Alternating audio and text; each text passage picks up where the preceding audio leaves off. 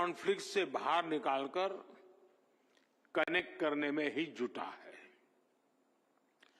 प्राचीन silk route से लेकर आज के टेक्नोलॉजी रूट तक भारत का हमेशा एक ही मिशन रहा है, दुनिया को कनेक्ट करना और प्रगति के नए रास्ते खोलना।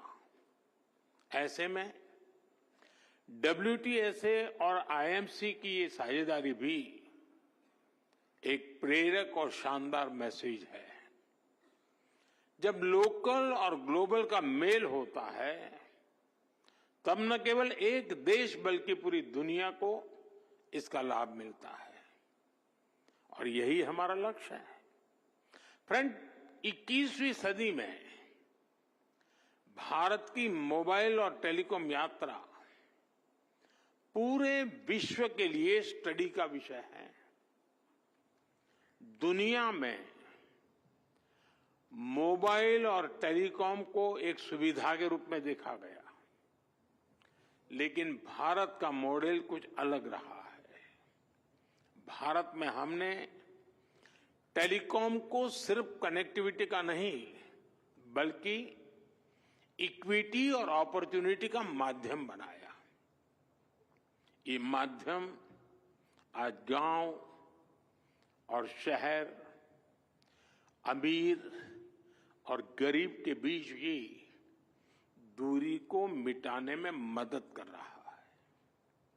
मुझे याद है, जब मैं 10 साल पहले डिजिटल इंडिया का विजन देश के सामने रख रहा था, तो मैंने कहा था कि हम टुकड़ों में नहीं, बल्कि होलिस्टिक अप्रोच के साथ चलना होगा। तब हमने डिजिटल इंडिया के 4 पिलर्स की पहचान की थी। पहला, डिवाइस की कीमत कम होनी चाहिए। दूसरा, डिजिटल कनेक्टिविटी देश के कोने कोने तक पहुंचे। तीसरा, डेटा सबकी पहुंच में होना है। और चौथा, डिजिटल फर्स्ट ही हमारा लक्ष्य होना चाहिए। हमने इन 4 पिलर्स पर एक साथ काम करना शुरू किया और हमें इसके नतीजे भी मिले। फ्रेंड्स, हमारे यहां फोन तब तक सस्ते नहीं हो सकते थे जब तक हम भारत में ही उनको मैन्युफैक्चरर न करते। 2014 में भारत में सिर्फ 2 मोबाइल मैन्युफैक्चरिंग यूनिट थी। आज 200 से ज्यादा है।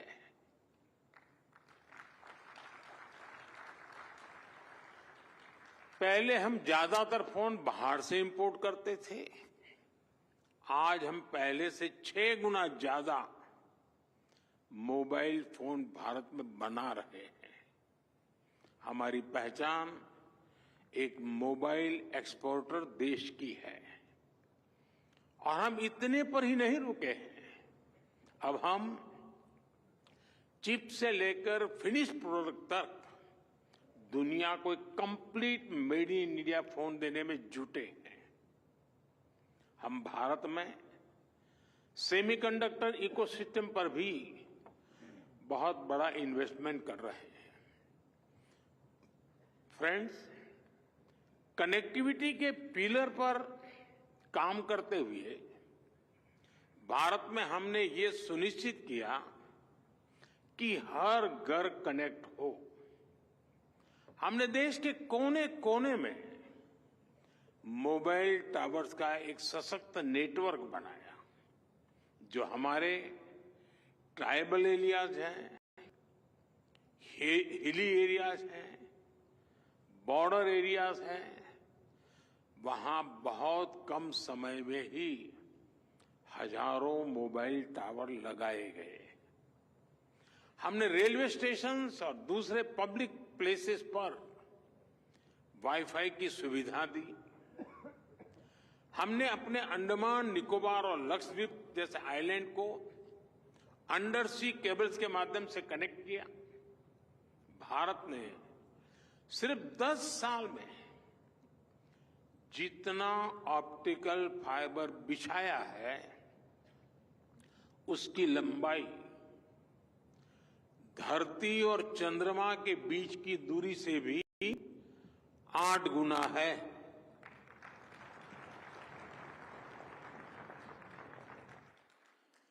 मैं भारत की स्पीड का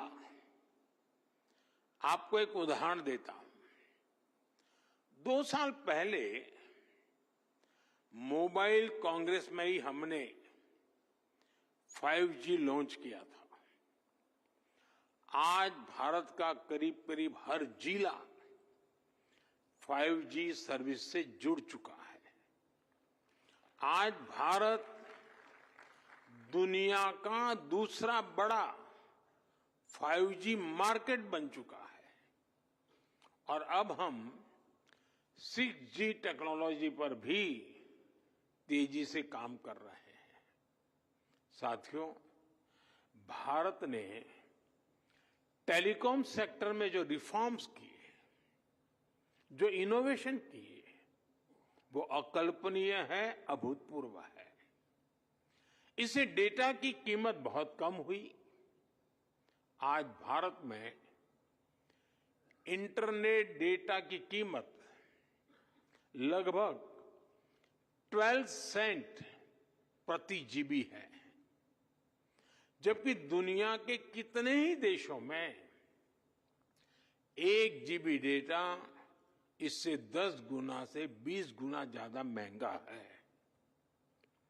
हम भारतीय आज हर महीने औसतन करीब 30 जीबी डेटा कंज्यूम करते हैं। साथियों, इन सारे प्रयासों को हमारे चौथे पिलर यानी डिजिटल फर्स्ट की भावना से नई स्केल पर पहुंचाया है। भारत ने डिजिटल टेक्नोलॉजी को डेमोक्रेटाइज किया। भारत ने डिजिटल प्लेटफॉर्म बनाए और इस प्लेटफॉर्म पर हुए इनोवेशन ने लाखों नए अवसर पैदा किए। जनधन, आधार और मोबाइल की जेम ट्रिनिटी कितने ही नए इनोवेशन का आधार बनी है। यूनिफाइड पेमेंट्स इंटरफेस यूपीआई ने कितनी ही नई कंपनियों को नए मौके दिए हैं। अब आजकल ओएनडीसी की भी ऐसी ही चर्चा हो रही है। ओएनडीसी से भी डिजिटल कॉमर्स में नई क्रांति आने वाली है।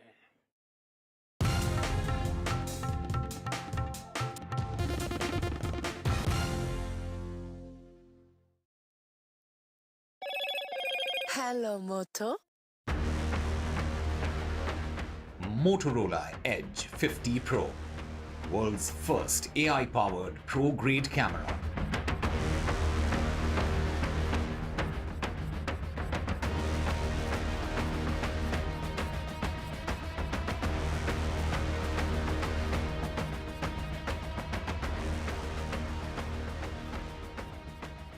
In a world of shifting power dynamics, India stands tall as a global force. Join us at the NDTV World Summit 2024, where Prime Minister Narendra Modi will unveil his transformative vision for the India century. Be a part of a summit of thought leaders and visionaries, shaping the world's future. NDTV World Summit, October 21st and 22nd on the NDTV network. Stay informed and entertained with the new and updated NDTV News app. You can watch all our channels live, listen to podcasts, read breaking and exclusive news from around the world and more. Download the NDTV app today and get access to the best journalism and storytelling on your smartphone or tablet. The NDTV app. News that matters to you. New day, new show, a new experience. Start your day with the news, not views. We bring you stories that matter. And impact your life. News that informs and keeps you ahead. From Maximum City, Mumbai, To the seat of power, Delhi. NDTV brings you the best breakfast show. Breakfast news on NDTV. 8 a.m. every day. I've been reporting on all issues, big and small, from Andhra Pradesh, Telangana, rest of South India, bringing you all the action, all that you need to know, all that you want to know. The energy of Maximum City is infectious. I bring in that energy in our news coverage from financial capital Mumbai. India's IT capital is always buzz. It's literally a city that never sleeps. And I keep you ahead on all the Bengaluru buzz. Covering from the southernmost part of India over the last 23 years, I bring in-depth and 360-degree coverage from the Dravidian heartland. The land of Mishti is also known for its bitter politics. I have seen much water flow under the Howrah Bridge, covering Bengal in all its vivid colors. In a world of shifting power dynamics, India stands tall as a global force. Join us at the NDTV World Summit 2024, where Prime Minister Narendra Modi will unveil his transformative vision for the India century. Be a part of a summit of thought leaders and visionaries, shaping the world's future. NDTV World Summit, October 21st and 22nd on the NDTV network. Stay informed and entertained with the new and updated NDTV News app.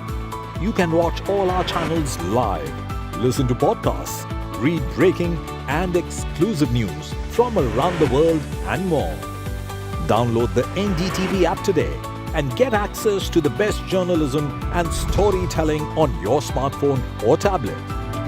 The NDTV app. News that matters to you. New day, new show, a new experience. Start your day with the news, not views. We bring you stories that matter. And impact your life. News that informs and keeps you ahead. From Maximum City, Mumbai, To the seat of power, Delhi. NDTV brings you the best breakfast show. Breakfast news on NDTV. 8 a.m. every day.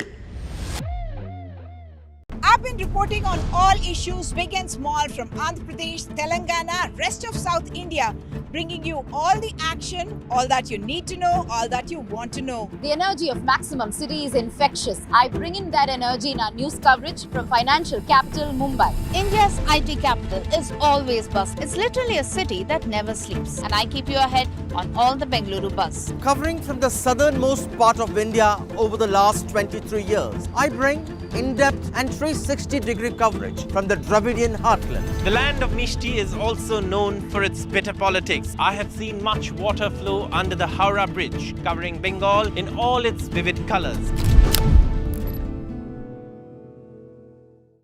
In a world of shifting power dynamics, India stands tall as a global force. Join us at the NDTV World Summit 2024, where Prime Minister Narendra Modi will unveil his transformative vision for the India century.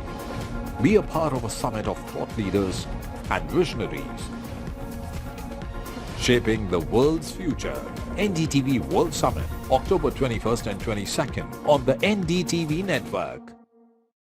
Stay informed and entertained with the new and updated NDTV News app.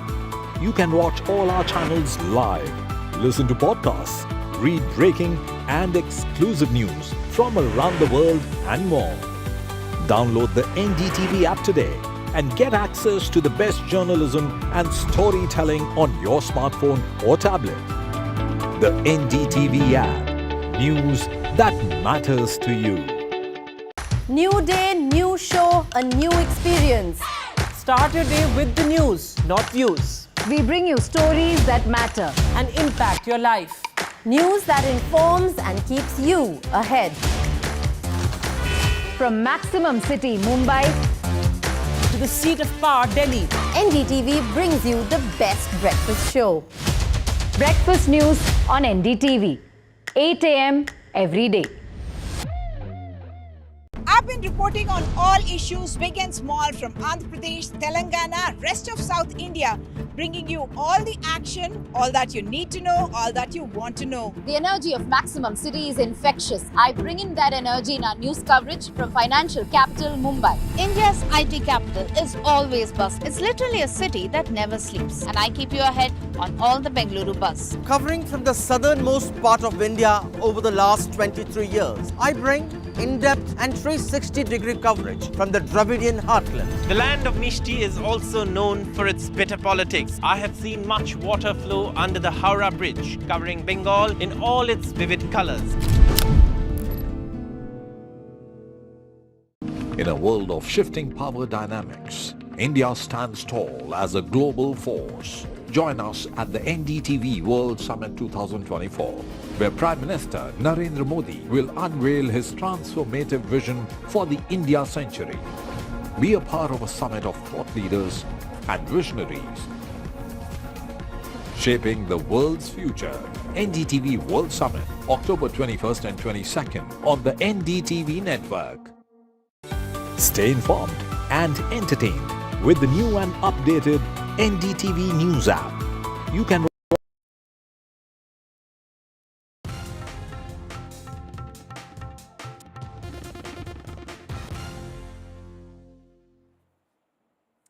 Welcome back. As isolated incidents of violence continue to be reported in Manipur, though of course the state has largely limped back to normalcy, a key meeting here in the national capital, in fact the central government in a sense has initiated dialogue between various communities in Manipur.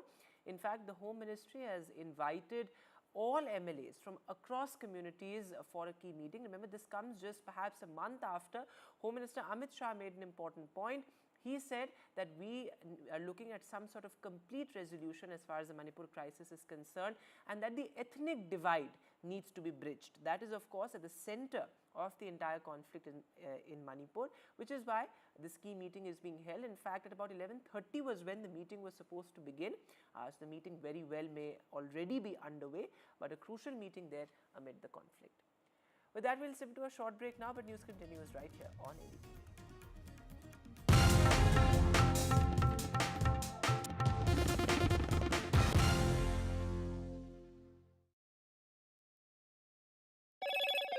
Hello, Moto. Motorola Edge 50 Pro, world's first AI-powered pro-grade camera.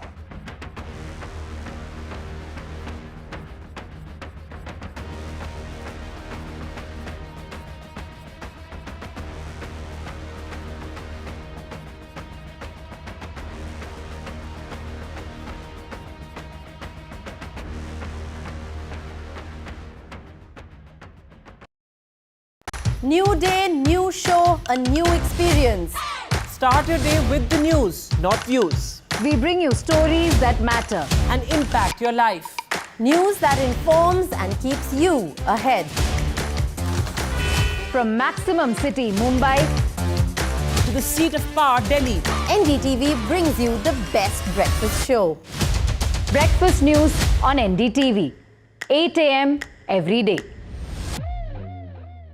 I've been reporting on all issues, big and small, from Andhra Pradesh, Telangana, rest of South India, bringing you all the action, all that you need to know, all that you want to know. The energy of maximum city is infectious. I bring in that energy in our news coverage from financial capital Mumbai. India's IT capital is always buzz. It's literally a city that never sleeps. And I keep you ahead on all the Bengaluru buzz. Covering from the southernmost part of India over the last 23 years, I bring in-depth and 360-degree coverage from the Dravidian heartland. The land of Mishti is also known for its bitter politics. I have seen much water flow under the Howrah Bridge, covering Bengal in all its vivid colors.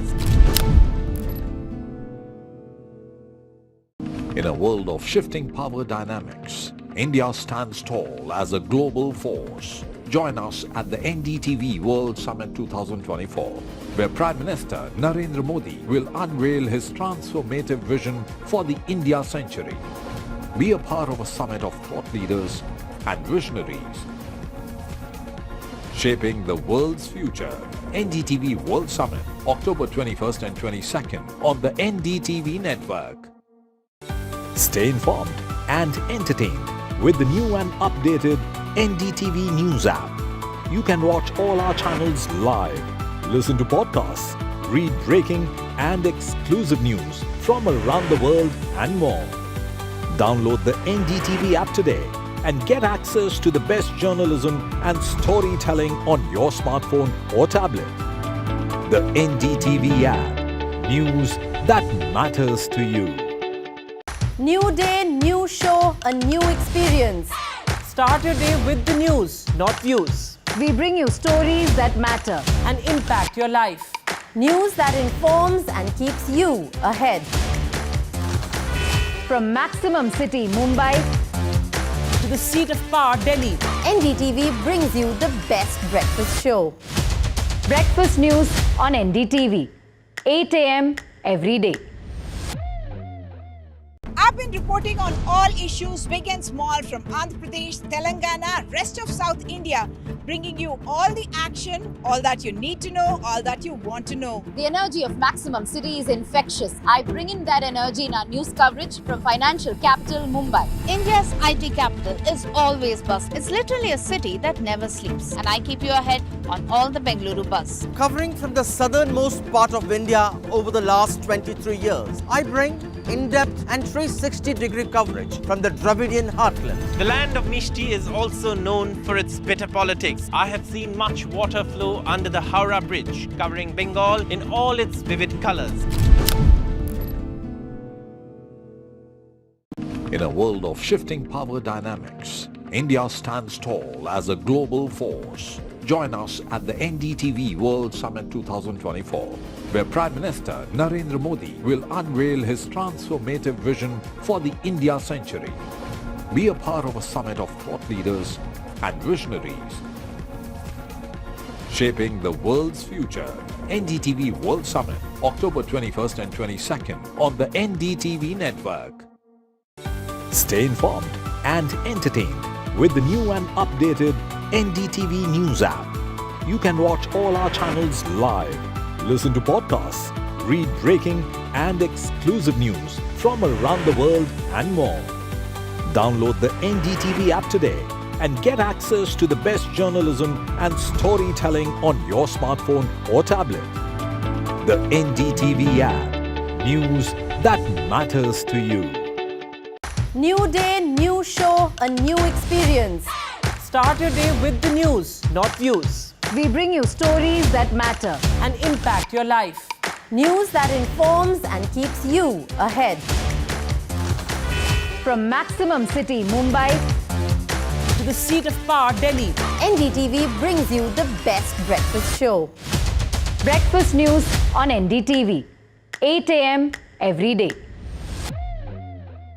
I've been reporting on all issues big and small from Andhra Pradesh, Telangana, rest of South India, bringing you all the action, all that you need to know, all that you want to know. The energy of Maximum City is infectious. I bring in that energy in our news coverage from financial capital Mumbai. India's IT capital is always buzz. It's literally a city that never sleeps. And I keep you ahead on all the Bengaluru buzz. Covering from the southernmost part of India over the last 23 years, I bring in-depth and 360-degree coverage from the Dravidian heartland. The land of Mishti is also known for its bitter politics. I have seen much water flow under the Howrah Bridge, covering Bengal in all its vivid colors. In a world of shifting power dynamics, India stands tall as a global force. Join us at the NDTV World Summit 2024, where Prime Minister Narendra Modi will unveil his transformative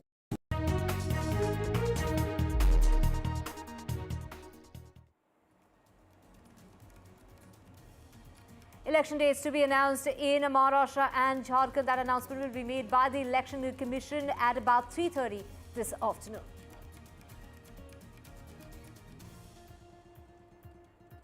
The Prime Minister will chair BJP meet on the polls in Jharkhand today. The BJP to get the lion's share of the Mahayuti seats, according to sources, and the Maha Vikas Aghadi's late night meeting that's taken place in Delhi.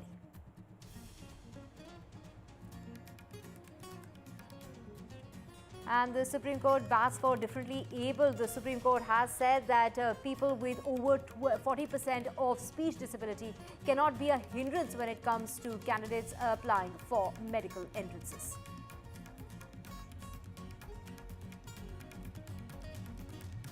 The Supreme Court notice to the Centre and the Election Commission on freebie culture. The plea in the Supreme Court seeks freebies to be declared as bribes.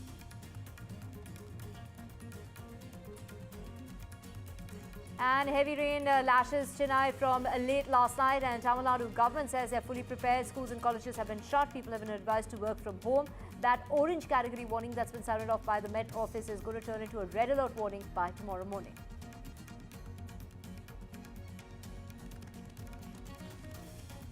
And markets are abuzz with India's largest ever IPO. It's the Hyundai IPO that's aiming to raise $3.3 billion.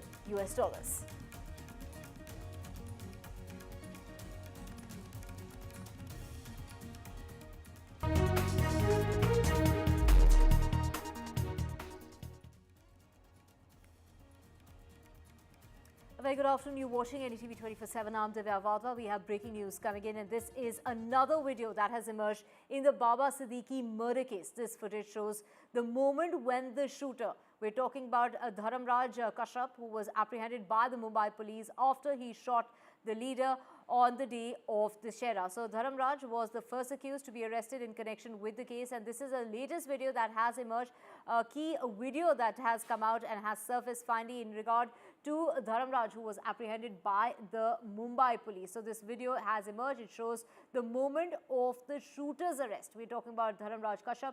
He was the first person to be arrested in the case. And we have Anuj joining us. Anuj, another video has surfaced, and this footage shows the moment when that shooter was apprehended by the Mumbai police. Well, yes, this video is from the night when this tragic incident took place. You know, when the shooting happened at around 9:25, 9:30.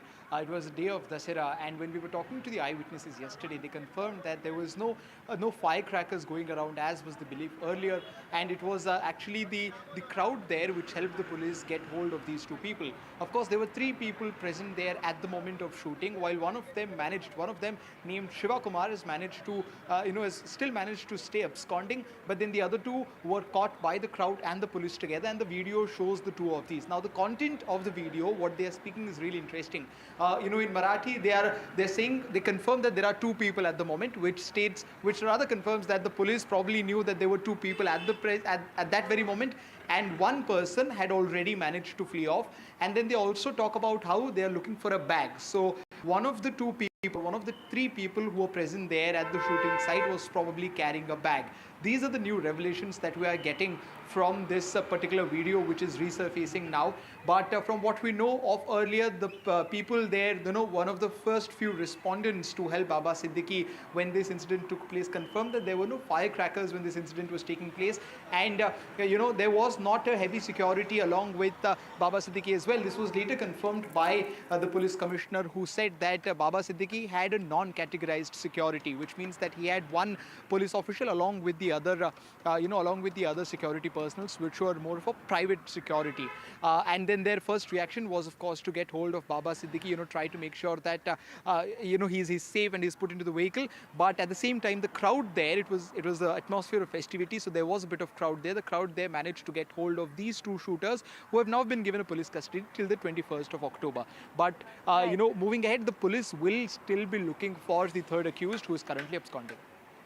Still on the run in terms of this particular case, and because of this, security has been beefed up. When we talk about superstar Salman Khan's residence, whether it's his house or it is his farmhouse, take us through the kind of security that has been given. It's a Y+ security. What does this really mean?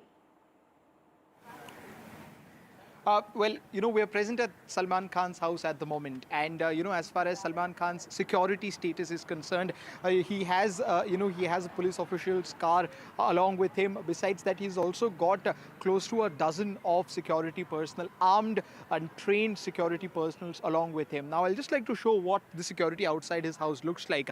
We haven't got the exact number, but we are, expecting to be around 25 to 30 people be present at the house. Now, what we are showing you at the moment is the Galaxy apartment, and inside the apartment, at the place where one enters the apartment, there are several police officers present there as well. And outside, this is the bandstand area where a lot of people come for walks and to get a glimpse of their favorite actor's house.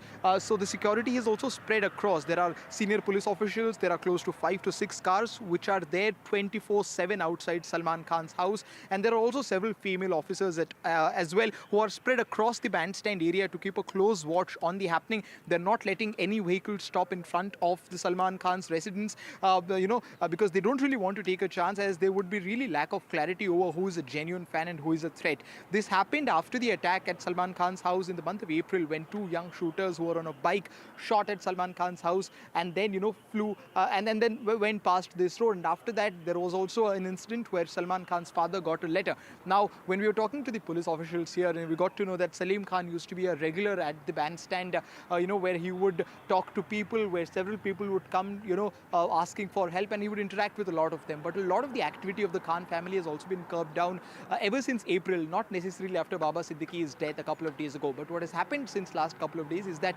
all of these police officials have been on a high alert. The presence of the police personnel here has been quite constant ever since April, when the first attack took place, and then in the month of May, when there was a plan unearthed of a recce being conducted at Salman Khan's farmhouse in Panvel. So what is happening at the moment is that police is also keeping a close watch at his farmhouse in Panvel, and is kind of talking to the locals there, local officials, and have told them to report any sort of suspicious activity. But at the same time, they've kept a lot of close to over a dozen of security, couple of dozen security officers outside his house, which are there not just to protect or look after Salman Khan, but also to give protection to his family and friends. Because earlier we had seen that there were social media posts and messages from the members of the Bishnoi gang who had made it very clear that it is not just Salman Khan, but also people who are near and dear ones to him who will be on the target or on the hit list of the Bishnoi gang, which is why we've seen this beef up of Salman Khan security. Now, besides this, which is an outstation, or rather, a standby security outside his house present almost all the time, 24/7,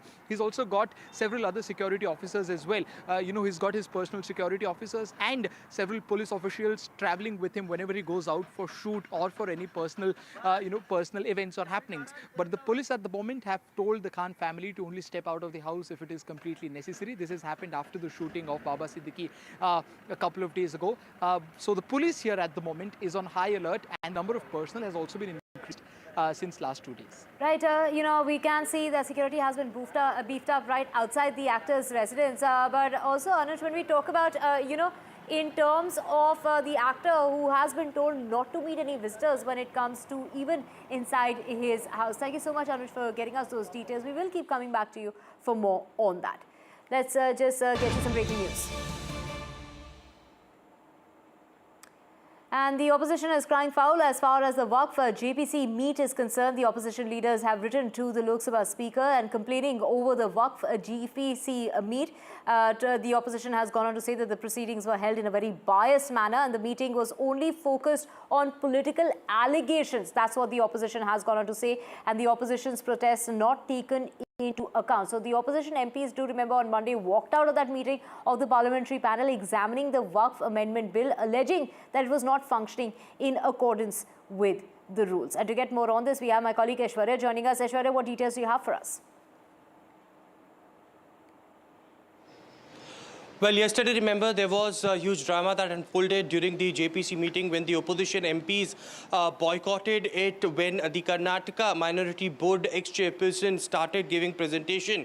And something that was not of an agenda according to the opposition MPs. He spoke about Mallikarjun Kharge, he spoke about the Karnataka government and the corruption over there, which was certainly not the agenda as far as the Waqf Board Amendment Bill is concerned. Remember, there are different minority boards and minority commissions that have been called to submit their presentation as to what they want in the Waqf Amendment Bill and what their suggestions are. But when this happened, opposition MPs raised the objection, and they raised the point of order as well, and asked the chairperson Jagdega Pal to stop him from speaking such things which are not of an agenda, to which according to opposition MPs, the JPC chairperson continued and given permission to him to continue his speech, after which the opposition MPs walked out. Now, what we are learning is that the opposition MPs had also written a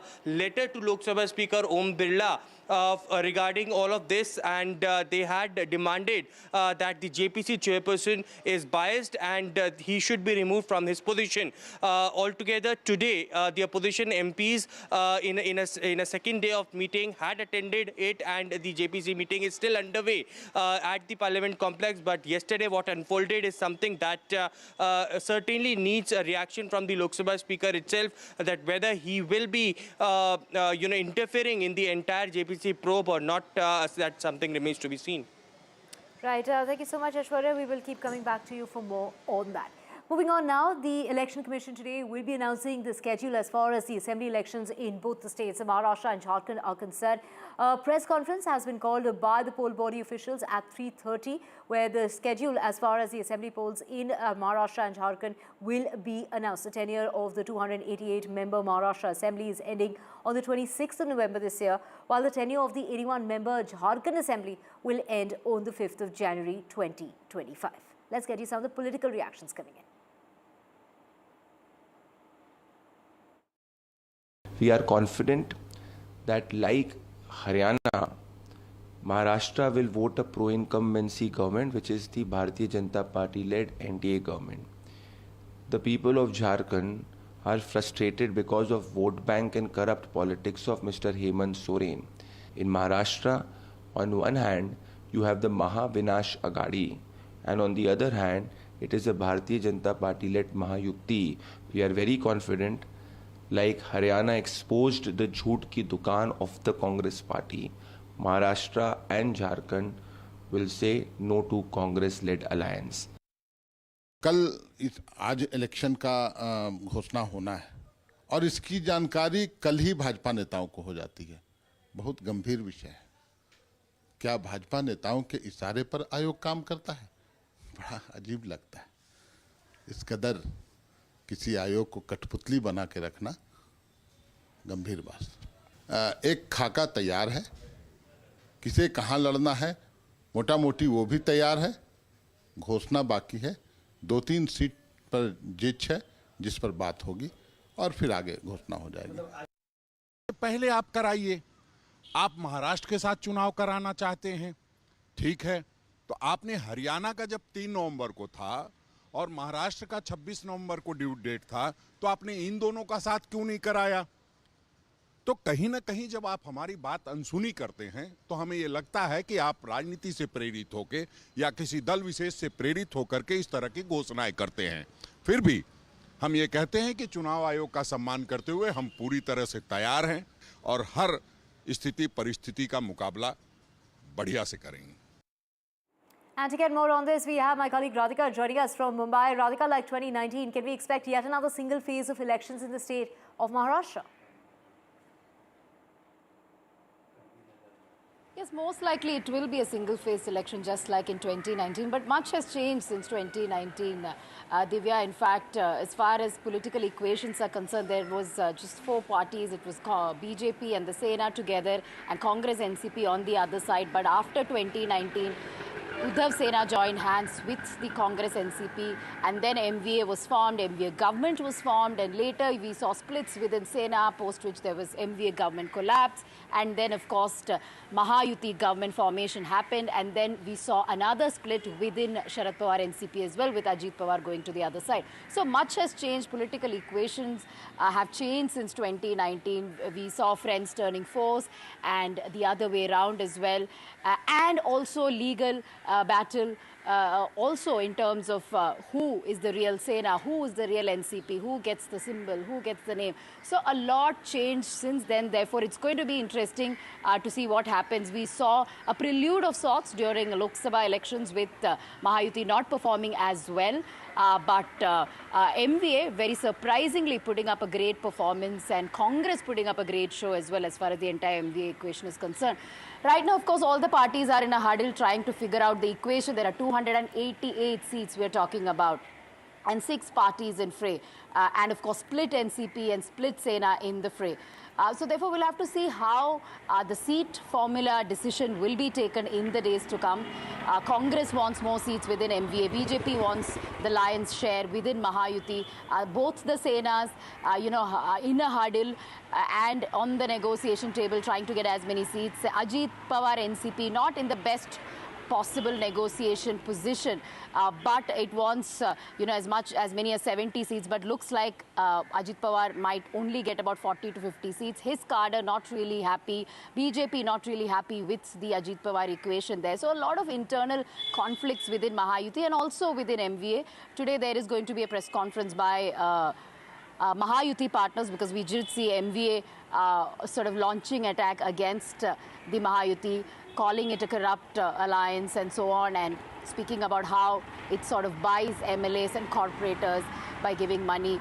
So that will be countered today by Mahayuti. But as far as state government is concerned, yes, a lot of schemes, decision announcement being made, last-ditch effort to woo voters in terms of, constitutional status to SC commission, more for the non-creamy layer income, limit being raised there, and of course toll-free, tax-free toll also was announced yesterday. So a lot of schemes, announcements being made by Mahayuti in order to woo voters by the state government. But MV, on the other hand, is also looking very, very confident, saying that there are no internal disputes and that Lok Sabha results will repeat in assembly polls as well, is what the MVA is saying. However, Mahayuti feels that Haryana results will repeat in Maharashtra. So yes, it's going to be fascinating elections. Today the dates will be announced, and then of course high voltage campaign will be witnessed by both MVA as well as Mahayuti, with several political leaders including Prime Minister and Rahul Gandhi expected to be in the city of Mumbai and elsewhere as well. Right, Radhika, stay with us. We also have Prabhakar joining us. Prabhakar, of course, from what we're hearing is that it could be perhaps be a single phase when it comes to Maharashtra. But what about Jharkhand?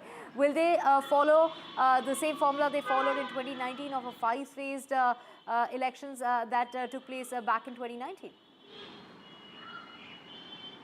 Yeah, most likely. Most likely it would be a multi-phase election, and it is more because of the security reasons than political reasons. Jharkhand being a Naxal-infested state, the Election Commission does not want to take any chances. That's the reason why even in past we have seen there have always been a multi-phase election, because there's the challenges of security forces, strong presence in the areas to dominate the areas, and they actually need time to dominate the areas before the polls are held.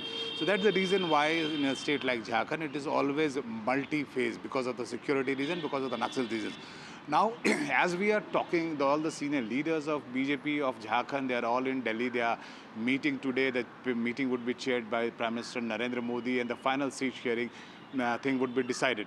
The real challenge for NDA is to actually accommodate 2 of their new entrants into the NDA fold, that is Chirag Paswan and Jitan Ram Manjhi, because this is the first time they will be contesting from Jharkhand, and they want a big share of cake from the Jharkhand seats. 81 seats is the total number of seats which is there in the Jharkhand State Assembly election. BJP already has all Jharkhand Students Union, which is called AJSU, headed by Sudesh Mehto. They are the old alliance partners in Jharkhand. JDU, Nitish Kumar's JDU was always there. They probably would have been offered 2 seats this time. And the two new entrants, as we are talking, Chirag Paswan and Jitan Ram Manjhi, both union ministers in the center and the part of the NDA alliance, they are asking for more seats. What we are learning from our sources that BJP has offered 1 seat each to them. So that would be one thing which BJP needs to cement today as the meeting is organized at New Delhi, headed by Narendra Modi. Also, BJP and NDA is fighting this tough battle in Jharkhand, because Jharkhand, remember, is a tribal-dominated state, and seeing the Lok Sabha results last time, they had not done traditionally well, especially in the Jharkhand tribal-dominated areas.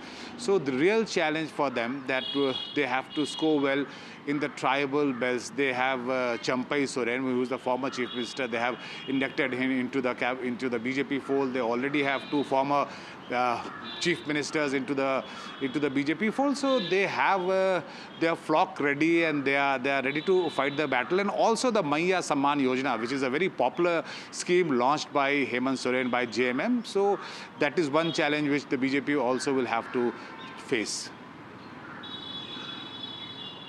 So much, Prabhakar, for getting us all those details. And of course, in regard to Maharashtra, it is the BJP that has, gone on to say that the Mahayuti alliance partners have reached a consensus for 230 of the 288 assembly seats in Maharashtra's. NCP's Praful Patel made that statement on Monday, a day after Maharashtra's Deputy Chief Minister Ajit Pawar clarified the reports of a rift between the Mahayuti alliance, which comprises of the NCP, the BJP, and the Eknath Shinde's Shiv Sena. And so in the BJP have told NDTV that the party will contest on 158 of the state's 288 seats. It has offered 70 seats to Eknath Shinde's Shiv Sena and 50 to Ajit Pawar's NCP.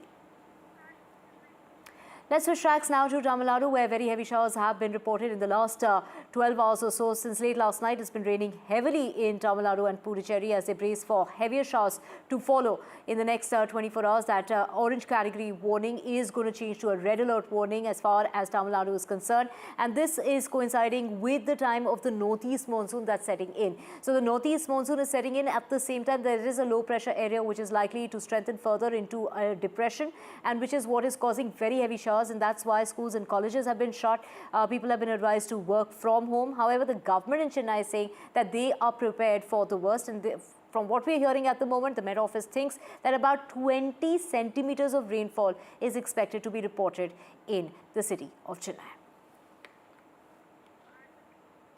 So more showers are expected. In fact, this weather system, basically there are multiple weather systems coming about at the same time, whether that's the low pressure area which is strengthening while staying at sea. And then we also have a warning when it comes to Andhra Pradesh. So Tamil Nadu, the northern part and the southern part of Andhra Pradesh, there is a red alert warning for Andhra Pradesh starting today, and it is going to continue over the next 24 hours. But tomorrow, that red alert warning has been sounded off for Tamil Nadu as well.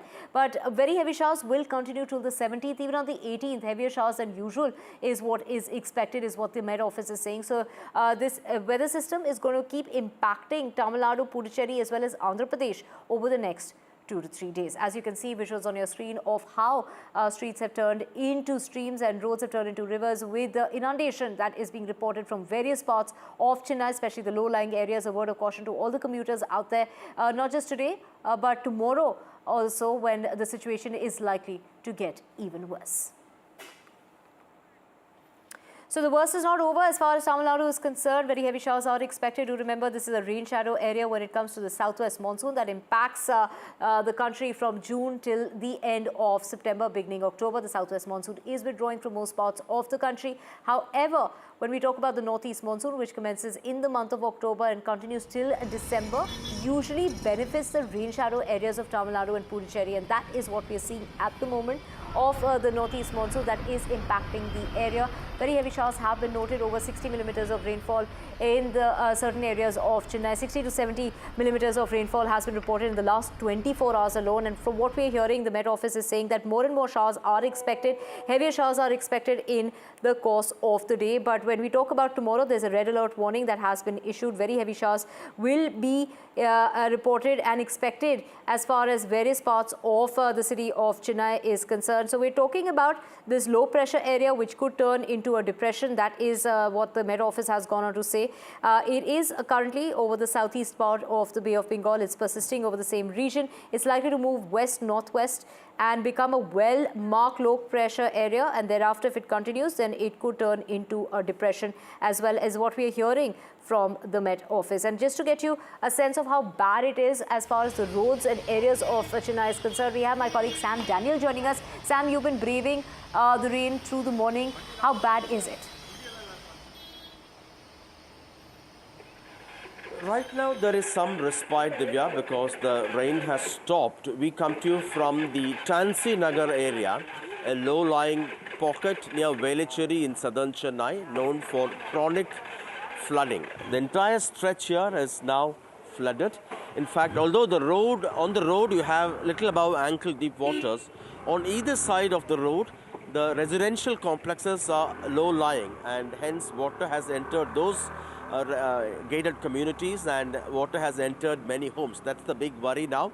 If this kind of pounding of rain continues, then tomorrow many are worried that their vehicles could get damaged, could be in waters, and many of these homes will be in waters actually. In fact, many are moving, especially the elderly, going to their friends' places, taking shelter with others they know. But at the moment, although there is a sign of respite, the Met has given a red alert for tomorrow that there could be extremely heavy rainfall, and that's the concern. We have with me two citizens here. How bad is the situation here?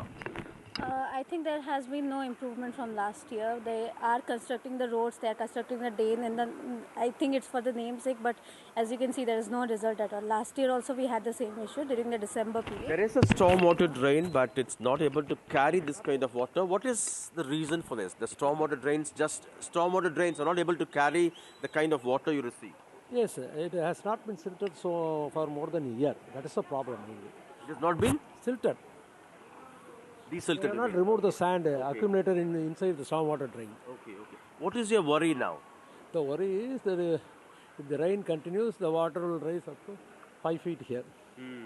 That is a worry. That we are worrying. Is the larger reason for this kind of situation is construction of these houses in areas which were once lakes? They said that these areas are once lakes, but we have constructed a house here. The government has allotted the flat to everybody. So we have constructed a house. Is there any improvement compared to the situation you witnessed or experienced last December? I waded through neck-deep waters in this area last time. I think there is a slight improvement. Now the water is not as much as seems to be on the higher side. The permanent solution in your view? The permanent solution is the 6th culvert is there. It has to be maintained properly. In collaboration with the Ministry of Railways. Thank you very much. Stay safe. So as the Met forecast has given a red alert for tomorrow, forecasting extremely heavy rainfall, it's an anxious wait for residents, particularly those living in low-lying pockets like this, and they hope there would be intermittent rainfall and not non-stop pounding, which means waters would enter their homes, and it's going to be a nightmare for them. Divya. Right, Sam, when we talk about as far as power supply is concerned, as far as services, whether it's the rail or the air services, have they been impacted as well? That's right. In some areas, there are reports of power cuts, but largely at the moment, there is no major disruption in power supply. In fact, the electricity department has shared numbers for contact persons in each of these zones, each of these localities. At the moment, at least, there is no problem in terms of power supply, but it could turn into a major problem if there is extremely heavy rainfall. For the sake of safety, particularly in low-lying areas, authorities like last time could actually turn off the power supply. But at the moment, it's not a major issue. But the major concern now is the extremely heavy rainfall alert and whether the city's infrastructure would be able to handle that, because authorities expect up to 20 centimeters rain on a single day. Right, 20 centimeters of rain is expected with that red alert warning that's been sounded off by the Met Office for the 16th of October. Please stay safe, Sam. We will keep coming back to you for more on that. With that, we're slipping in a very short break. Back with a whole lot more. Just stay with us.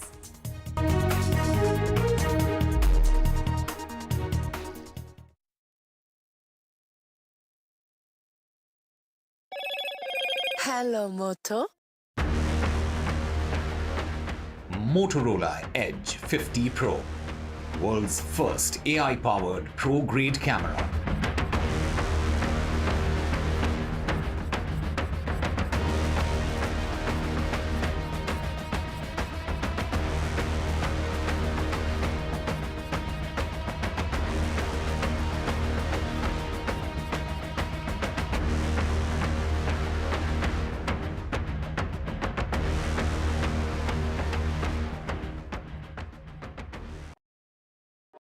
Stay informed and entertained with the new and updated NDTV News app.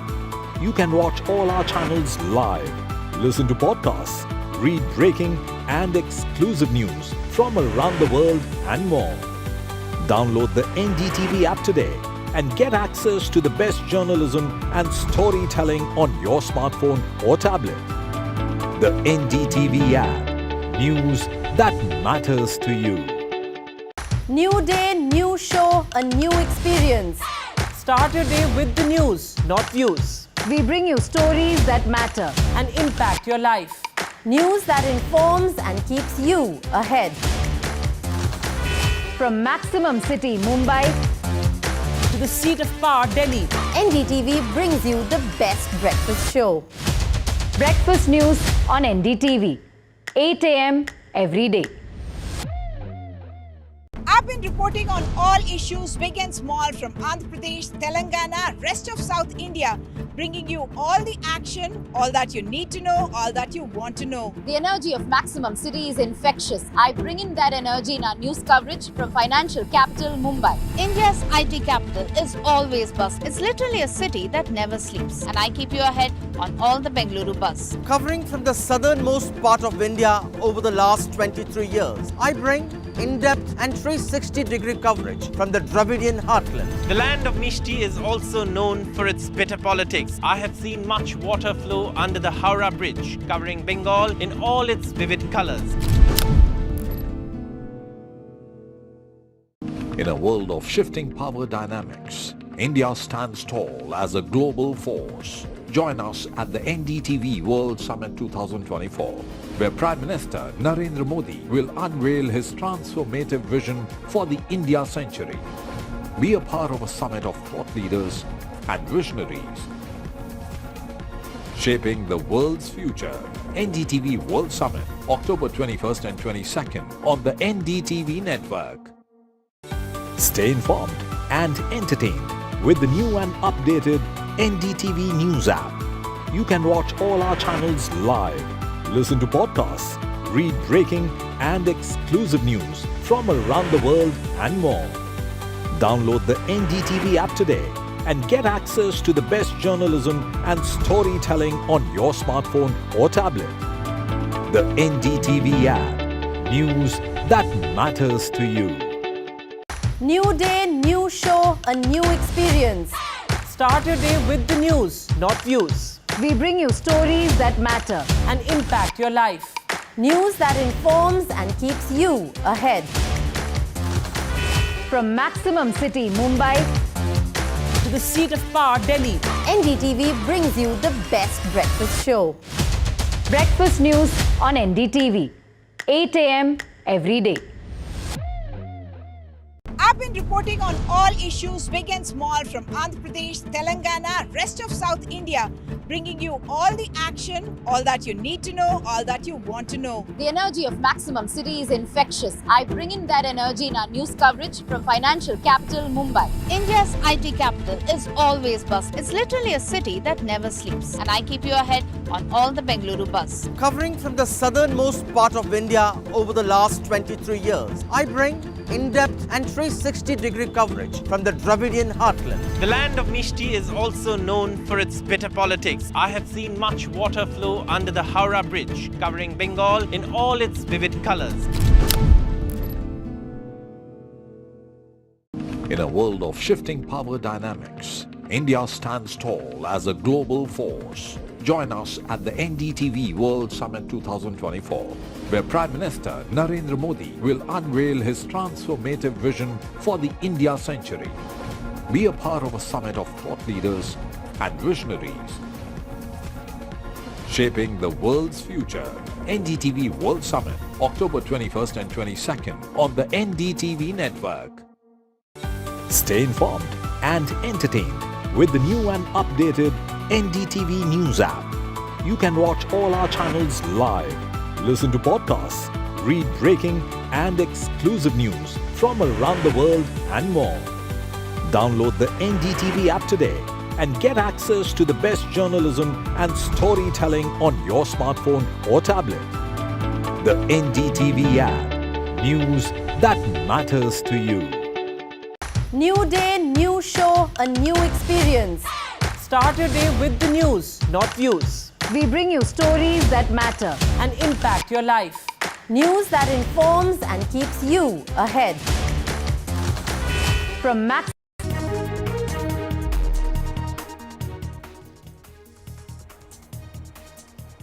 Welcome back. Now, in today's JPC meeting of the Waqf Bill, there has been chaos that's erupted yet again. And this time around, it is the opposition that has, in fact, staged a walkout. And this is in regard to the language that is being used. In fact, they've gone on to say that offensive language was being used, which is why they staged a walkout. However, defending themselves, of course, is the chairman, who's gone on to say that these are BJP members countering those allegations, saying that it is the opposition that use that offensive language. So this is another walkout as far as the opposition MPs are concerned. And do remember, yesterday as well, there was a walkout by the MPs, and this is in regard to Mallikarjun Kharge, who was being accused of being involved in the Waqf land scam. And we have Aishwarya joining us. Aishwarya, after that boycott that we saw on accusations that were being leveled against Mallikarjun Kharge, today the opposition is talking about the offensive language that's being used.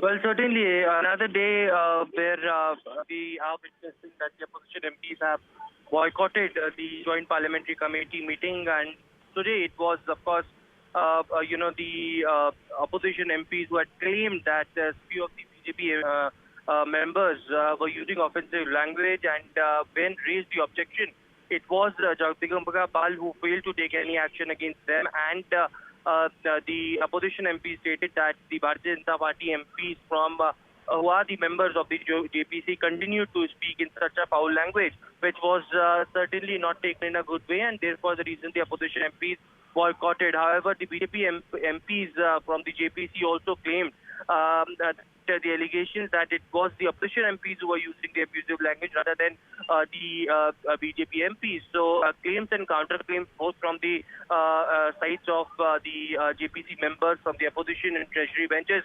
But it is the opposition MPs who ultimately decided to boycott the JPC meeting, and they had come out. Now, whether they will go back inside or not is something that remains to be seen. But for a second straight day, yesterday it was because of the opposition MPs alleging that the Karnataka Minority Board ex-chairperson had spoken about Mallikarjun Kharge and of course, the Karnataka government scam, but that was not the agenda, and later they boycotted yesterday as well. So for the second straight day, the opposition MPs boycotting JPC meeting when the date is just nearing to submit the entire report. Right. Thank you so much, Aishwarya, for joining us with all those details. And switching tracks now, and this is in regard to the Supreme Court that has ruled that students with more than 40% speech and language disabilities should not be barred from admission to medical colleges. The court stated that just because a student's disability is 44 or 45%, they should not be denied entry into the MBBS courses. Now, the Disability Board assessing the disability of the candidate must positively record whether the disability of the candidate will or will not be coming in the way of the candidate pursuing the course. And to get more on this, we have my colleague Sunil Prabhu joining us. Sunil, when we talk about the mandate of the law is to ensure that there's full and effective participation of people with disabilities in society just as equal as other citizens. Absolutely. And I think that's a very positive, progressive judgment coming from the Supreme Court, led by Justice Gawai and Justice K.V. Vishnath, who, along with another judge, making this thing that there can't be a benchmark unless a disability board, unless you really say it's incapacitated, and definitely judicial bodies can have an overview of this decision on terms of people who should be admissible for MBBS. and until appellate authorities are there. And it's in that backdrop now that the Supreme Court has made it clear that, if you have 40 to 45% disability in terms of hearing and so forth, you can still be a doctor. Really a big fill-up for the differently abled people to ensure that they also get access to good medical education and that they are also eligible to participate in that entire process. Right. Thank you so much, Sunil, for getting us all those details. We also have Nipun Malhotra. He is a disability rights activist, the founder of Nipman Foundation. Thank you so much for speaking to us. Of course, we've spoken about the court that has stressed the need for a more flexible and sensitive approach towards allowing medical education for people with disabilities. But this only includes the speech disability. It does not include other disabilities. Your reaction to that? I think this is a welcome move. I think what needs to happen is that the way we look at disability really needs to change. We live in the 21st century, and technology has really empowered persons with disabilities to a large extent. People often quote Stephen Hawking, of course, being a great scientist who had multiple disabilities. But today, within India as well, we've had lawyers who are completely blind. We have doctors who already have various kinds of locomotor disabilities. We have IAS officers who come from various disabilities. And technology is empowering them a lot as well. So what could have been a severe disability, say 100 years back or 200 years back, or even 20 years back, to be very honest, might not be so severe today because of the technological aids that people can utilize to a large extent. I'll give an example, from my own life. You can see that I, of course, have a locomotor disability, but I'm also wearing glasses. A couple of 100 years back, I would have been visually disabled as well without these glasses in that sense. But today, because glasses is such a big industry and half the country is wearing glasses and continuing life in that sense. So I think technology can cover a lot for a lot of disabilities in that sense. And that's why the thinking needs to change. And we really need to look at functional classification of people and what functions can a person perform, both in their own life and through the aid of technology, rather than having these blanket bans like the Medical Council had till this particular judgment. So I'm very happy with the judgment in that sense. Absolutely. Now, of course, the court is expressing its hope that, in these revised regulations and guidelines, by means of, having this inclusive attitude, going forward, what do you think are the other steps, similar steps that can be taken with other disabilities as well? I think a lot can be done in that sense. There are a lot of cases that are, in fact, going on both in the Delhi High Court and the Supreme Court regarding a lot of medical students who want to go into the medical fraternity and have been denied entry because of disability. One of the first steps that I would recommend is that these medical assessment bodies should also have existing doctors with disabilities in them, because I think they'll be more progressive and they'll look at it from a broader disability lens through their own lived experience. So we need to include people with disabilities in the decision-making process as well. Secondly, as I mentioned earlier, we need to start looking at functional classifications. There are a lot of medical procedures that, for example, that can be done by a wide variety of people. My own dentist has an extreme locomotor disability, but that has not stopped him from doing his work in dentistry, and that's a live example. So I just think we need to go in with a more open mind, and we need to make people with disabilities part of the decision making when it comes to medical assessment of potential candidates with disabilities. Right, of course, the approach of the government in this matter is how best can one grant an opportunity to candidates with speech disabilities, and the approach should not be on how to disqualify them. But do you think this, is something that will give them equal opportunities? Will this be an equal leveling ground for the people with disabilities? Is this really possible? I think it is possible. I think we live in the 21st century, and I hope this is just the start of a process. In that sense, for example, if you look at a surgeon, Reddy,